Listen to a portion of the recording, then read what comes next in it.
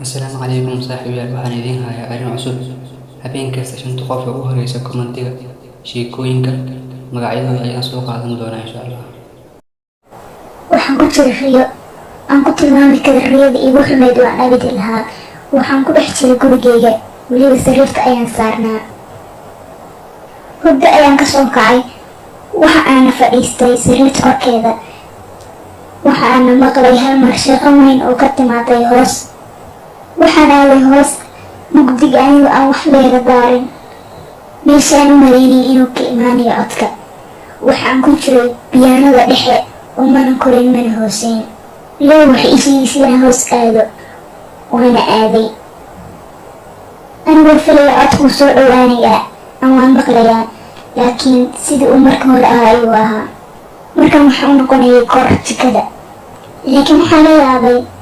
daaqad kasta banaankeeda waxay ahayd mugdi habeen laguma tilmaami karo mugdi sida inaysan waxba joogin waxa ay ahayd camal sida inay adduunka dhan gurigeyga uga dhisnaa riyadana waxa igu tiri karo aad waan aaday anigoo sii socda ayaan waxaan arkay albaab igu soo jeedo oo ana gartay albaabka inuu yahay albaabka ay ka imaanaysa shirqanta maanta dhan waan furay waxa aanan fadhiday meesha habar oo kursi ku fadhiday oo aayar laakiin shirqan weyn sameynaysay gacanteeda ku dhufanisay bokis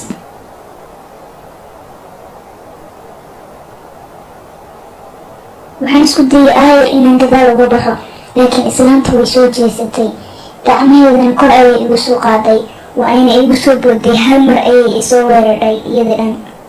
waan markaas soo kacay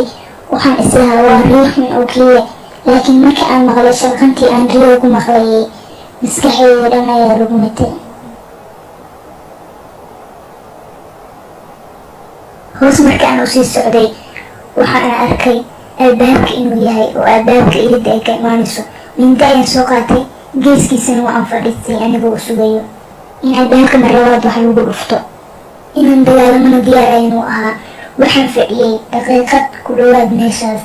waxa aana ku caajisay meesha oo waxaan isku dayay inaan kaco oo aan daaqada ka fiiriyo laakiin waxaan arkay nin meesha taagan oo aan u malaynayay wixii albaabkii ku garaacay inuu yahay inuu arkayaan u maleeyey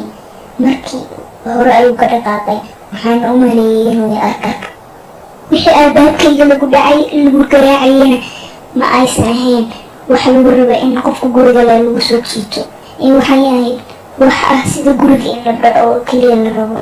waxa aana sii naxdin leh markii aan ka fikiro ninkaan inaysan ikicin shirqantiisii waa wax kale ku kacay